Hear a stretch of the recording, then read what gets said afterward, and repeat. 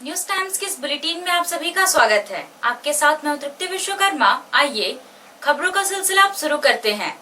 पश्चिमी सिंहभूम जिला पुलिस और सीआरपीएफ को एक बड़ी सफलता हाथ लगी है। प्रतिबंधित नक्सली संगठन पीएलएफआई के एरिया कमांडर सुमन सिंह गंजू सहित 8 नक्सलियों को गिरफ्तार किया गया है। सोनुआ थाना क्षेत्र से गिरफ्तार होने वालों में सुमन सिंह के अलावा रामाय बोयपाई, देवा सिंह गंजू, दशरथ सिंह गंजू, गुरुचरण खंडाइट शामिल हैं। गिरफ्तार नक्सलियों की निशानदेही पर हथियार, गोली और अन्य सामान बरामद हुआ है। पश्चिमी सिंहभूम के पुलिस अधीक्षक अजय लिंडा ने पत्रकारों को बताया कि सोनुआ थाना क्षेत्र के पंसुआ डैम के आसपास उग्रवादियों की गतिविधि की सूचना प्राप्त हुई थी, जिसके बाद जिला पुलिस और सीआरपीएफ के 60 बटालियन की टीम द्वारा अभियान चलाकर पीएलएफआई के एरिया कमांडर सुमन सिंह गंजू सहित 5 लोगों को गिरफ्तार किया गया है।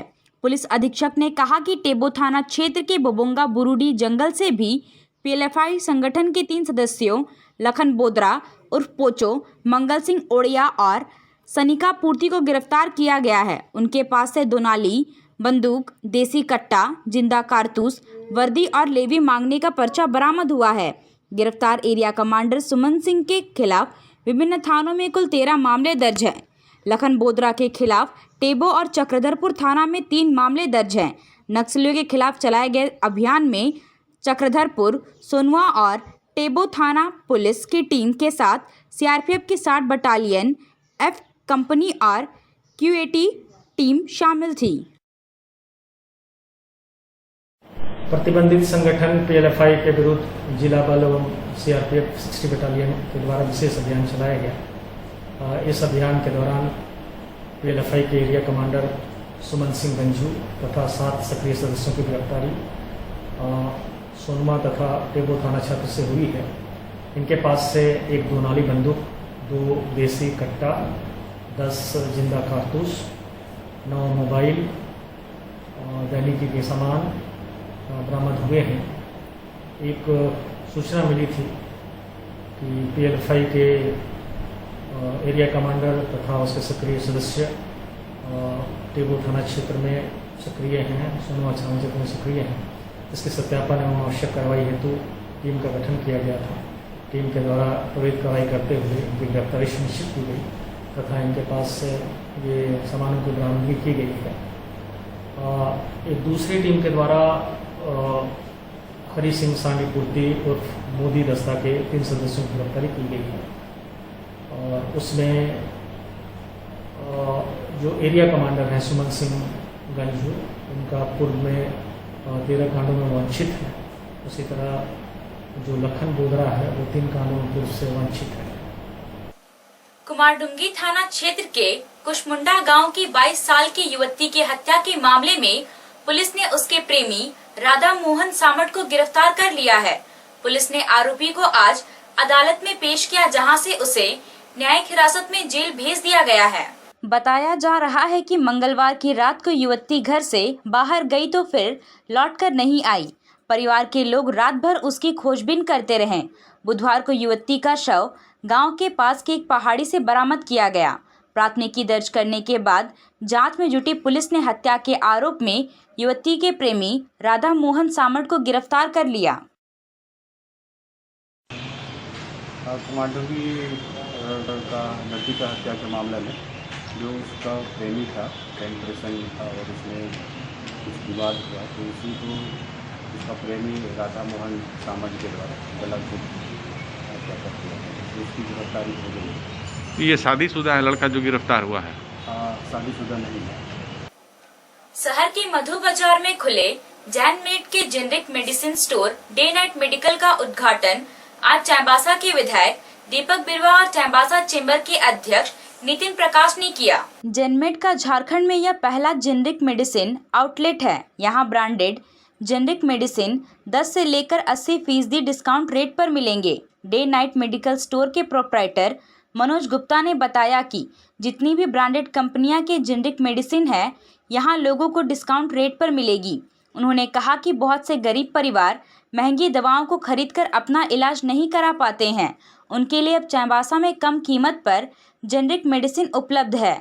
जो लोग दवा लेने दुकान पर नहीं आ सकते वह व्हाट्सएप ग्रुप के जरिए डॉक्टर का प्रिस्क्रिप्शन भेज देंगे तो दवा उनके घर तक पहुंचा दी जाएगी। इसके बदले में कोई शुल्क भी नहीं लिया जाएगा।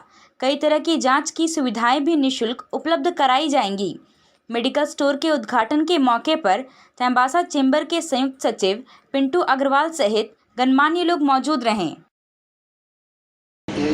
जेनमेट जो स्टोर शॉपिंग का फ्रेंचाइजी लिए है चाईबासा में, और झारखंड में पहला है जेनमेट का आउटलेट है जो आज उद्घाटन हुई है।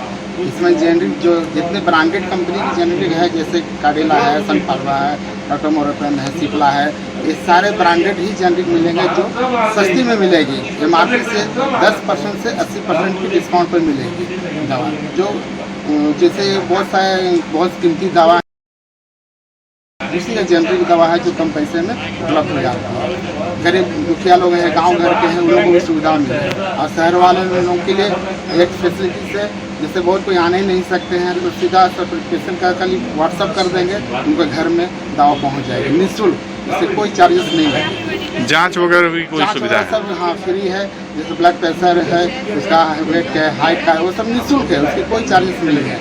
वो यहाँ मतलब शॉप में आना पड़ेगा, वो सब निःशुल्क है। शुगर है, शुगर मात्र 15 रुपये में।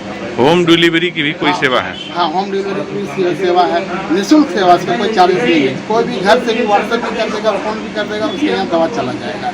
उसके लिए कोई चार्जेस नहीं? कोई चार्जेस नहीं, निःशुल्क फ्री है, बिल्कुल निःशुल्क। ये सेवाएं हम देने जा रहे हैं सर्ववासियों के लिए। जहाँ तक और भी अगर कुछ हमको और सुविधा दे पड़े तो वो भी हम दूंगा सुविधा। डांगवा पोसी स्थित जगन्नाथ मंदिर में पूर्णिमा के अवसर पर भगवान जगन्नाथ, भाई बलभद्र और बहन सुभद्रा को महास्नान कराया गया। मंदिर के प्रमुख महंत ने विधि विधान के साथ भगवान बलभद्र की पूजा अर्चना की। ऐसी मान्यता है कि आज के महास्नान के बाद जगन्नाथ महाप्रभु ज्वर से पीड़ित हो जाते हैं और 10 दिनों बाद भाई बलभद्र और बहन सुभद्रा के साथ मौसी बाड़ी चले जाते हैं। इसी यात्रा को रथ यात्रा कहा जाता है जो पूरी दुनिया में प्रसिद्ध है।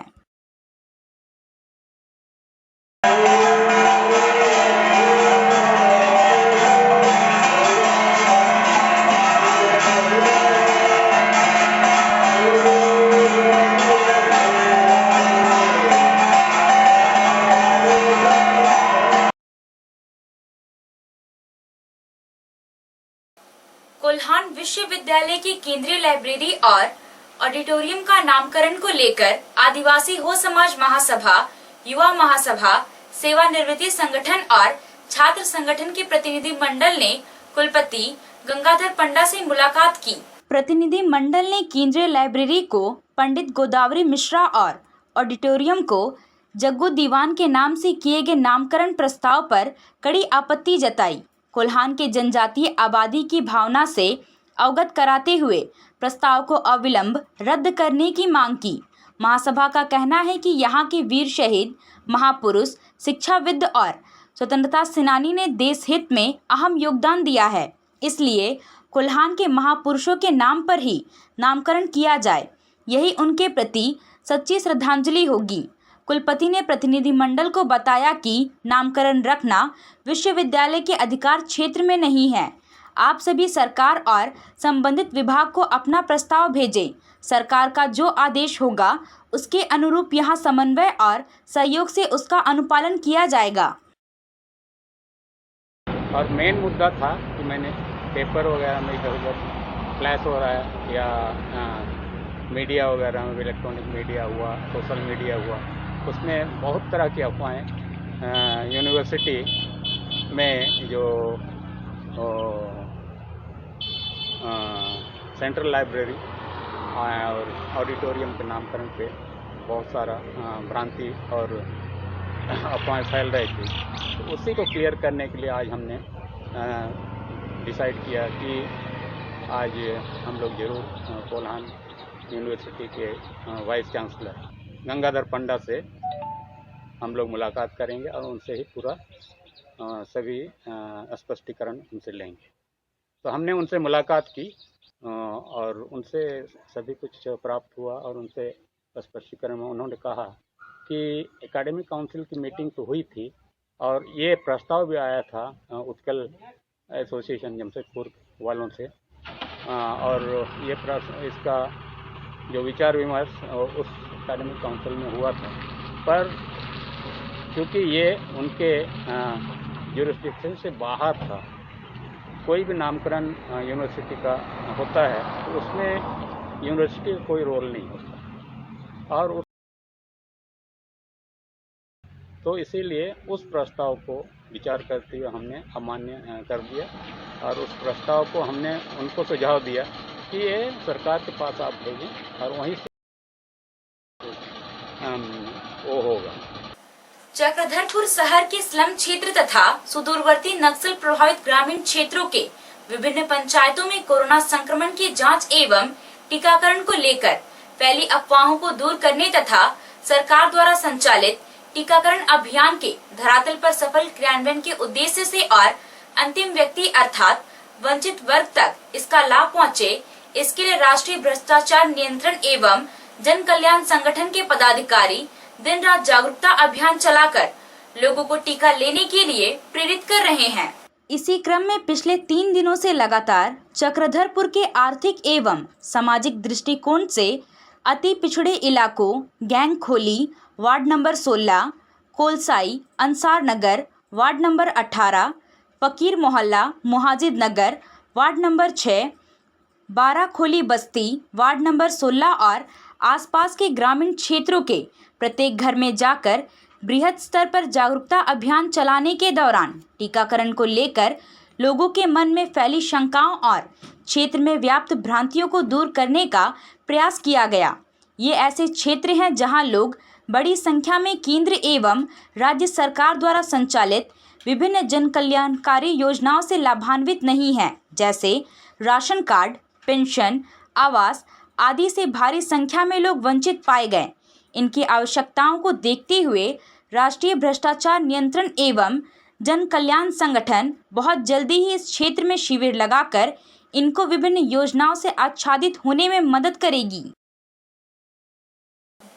झारखंड प्रदेश मुस्लिम विकास मंच के स्टूडेंट नगर अध्यक्ष मोहम्मद नफीस द्वारा गरीब कॉलोनी चाईबासा में कॉपी, पेन किट और चॉकलेट का वितरण किया गया। आर्थिक तंगी के कारण जिन परिवारों के बच्चे पढ़ाई नहीं कर पाते हैं, उनकी मदद करने के लिए संस्था की ओर से भी प्रयास किया जा रहा है ताकि बच्चों की शिक्षा को आगे बढ़ाया जा सके।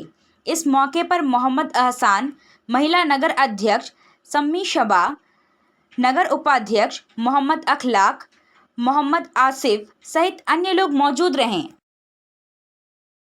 अभी इनके द्वारा यहाँ पर ही कॉपी, किताब और पेन का वितरण किया गया, जिसमें सभी लोगों को बांटा गया जो गरीब तबके से ताल्लुक़ रखते हैं। हमारा प्रयास यह है कि हमारे भी समाज के जो बच्चे गरीब है, जिस पढ़ने में अच्छे हैं लेकिन आर्थिक कमी के कारण नहीं पढ़ पाते हैं, वो भी अच्छे से पढ़ पाएँ। तो हमारा यही प्रयास है कि अभी हमने जो ये कार्यक्रम किया, ये अगला सप्ताह भी हम लोग कर पाए।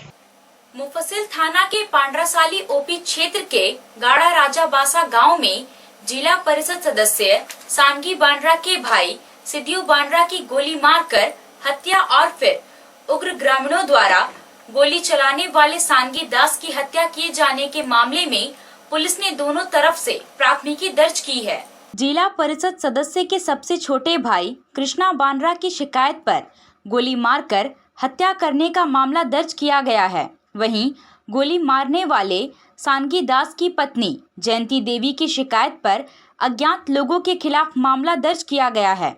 हालांकि दोहरे हत्याकांड के इस मामले में पुलिस ने अभी तक कोई गिरफ्तारी नहीं की है। गोली मारने के आरोपी को किन लोगों ने मारपीट कर मौत के घाट उतार दिया, इसका पता अभी तक नहीं चल पाया है। हालांकि पुलिस की ओर से जांच की जा रही है और पता करने की कोशिश की जा रही है कि किन लोगों ने सांगी दास उर्फ लंबू के साथ मारपीट की और फिर उसकी मौत हो गई। इसमें दोनों तरफ से केस दर्ज हुआ है। जिसको गोली मारा था उसका छोटा भाई के द्वारा, कृष्णा के द्वारा उधर से केस हुआ है, और जिसको बाद में जिसका हॉस्पिटल में देखी है उसको उसकी पत्नी के द्वारा प्राथमिकी दर्ज कराई है। सर कितने लोगों पे लगभग केस हुआ है? और उसमें उधर से अज्ञात पे केस हुआ है और एक नेम था जिसको सिंकी बांद्रा को जो किए थे नेम। तो इसमें किसी की गिरफ्तारी भी हुई है अभी तक? अभी तो फिलहाल नहीं हुई, इसमें अनुसंधान में। और हथियार जो इस्तेमाल किया गया था सर, वो क्या लाइसेंसी हथियार था या कैसे था? वो देसी कट्टा, अभी देसी कट्टा है तो जी। उसका हम लोग जाँच कराएंगे। मुफस्सिल थाना क्षेत्र के करकट्टा गांव के पास तेज रफ्तार स्कूटी अनियंत्रित होकर खेत पलट गई। इस घटना में स्कूटी पर सवार भरभरिया गांव का रहने वाला युवक डोबरू बिरवा गंभीर रूप से घायल हो गया, जबकि उसके साथ बैठा युवक बाल बाल बच गया। घायल युवक को घटनास्थल पर मौजूद एक व्यक्ति ने सदर अस्पताल पहुंचाया। सदर थाना पुलिस को चोर अक्सर चुनौती देते रहते हैं। आज सदर अस्पताल परिसर से शहर के टुंगरी मोहल्ले के रहने वाले दिव्यांग अनिल बर्जो की लेडीज साइकिल चोर ले उड़े। अनिल अपने बीमार पिता के लिए नाश्ता लेकर अस्पताल आया था। सदर अस्पताल के ओपीडी के सामने से उसकी साइकिल गायब हो गई। तातनगर ओपी के बानावीर गांव में पुलिस और ग्रामीणों के बीच झड़प की खबर है। छऊ नृत्य कार्यक्रम और सब्जी बाजार बंद कराने पहुंची पुलिस की टीम पर ग्रामीणों ने हमला कर दिया, जिसमें ओपी प्रभारी रामकिशन मुर्मू सहित कई अन्य लोगों के घायल होने की सूचना है। घटना गुरुवार की अपराह्न करीब 3 से 4 बजे की बताई जा रही है। पुलिस अधीक्षक अजय लिंडा ने भी घटना की पुष्टि की है। अभी के लिए बस इतना ही। कुछ और खबरों के साथ हम फिर हाजिर होंगे। तब तक न्यूज टाइम्स की पूरी टीम को दीजिए इजाजत। नमस्कार।